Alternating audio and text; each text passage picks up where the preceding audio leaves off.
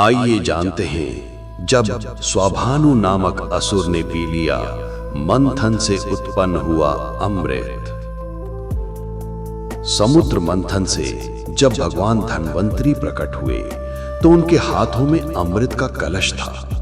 अमृत देखते ही असुरों की आंखें लालच से भर गईं और उन्होंने तुरंत कलश छीन लिया। देवता घबरा गए, क्योंकि यदि असुर अमृत पी लेते तो वे अमर हो जाते और फिर वे देवताओं को कभी पराजित नहीं कर पाते। इसी समय भगवान विष्णु ने अपनी लीला रची।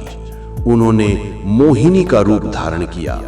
मोहिनी रूप इतना अनुपम और आकर्षक था कि असुर उनको देखकर मोहित हो गए।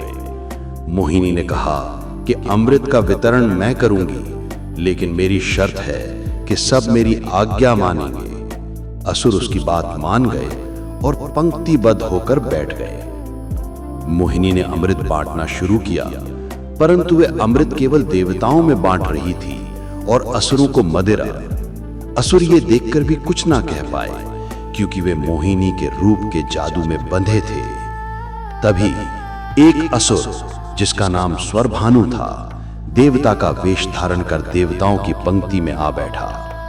वह सूर्य और चंद्रमा के बीच जाकर बैठा और जैसे ही अमृत का घूंट उसके होठों से लगा, सूर्य और चंद्रमा ने उसकी पहचान कर ली और तुरंत मोहिनी को बता दिया।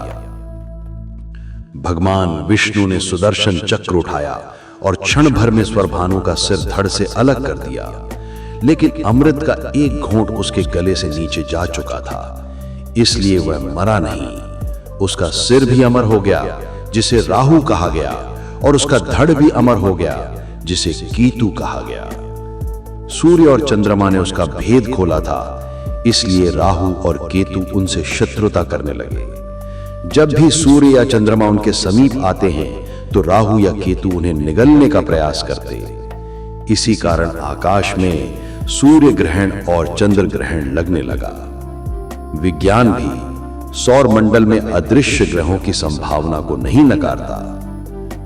ज्योतिष में राहु और केतु छाया ग्रह माने जाते हैं। राहु को भौतिक इच्छाओं, छल और माया का प्रतीक कहा गया है, जबकि केतु त्याग, विरक्ति और मोक्ष का प्रतीक माना जाता है। ये कथा हमें सीख देती है कि लोभ और छल से बचो, क्योंकि ये हमेशा हानि लाते हैं। हर हर महादेव।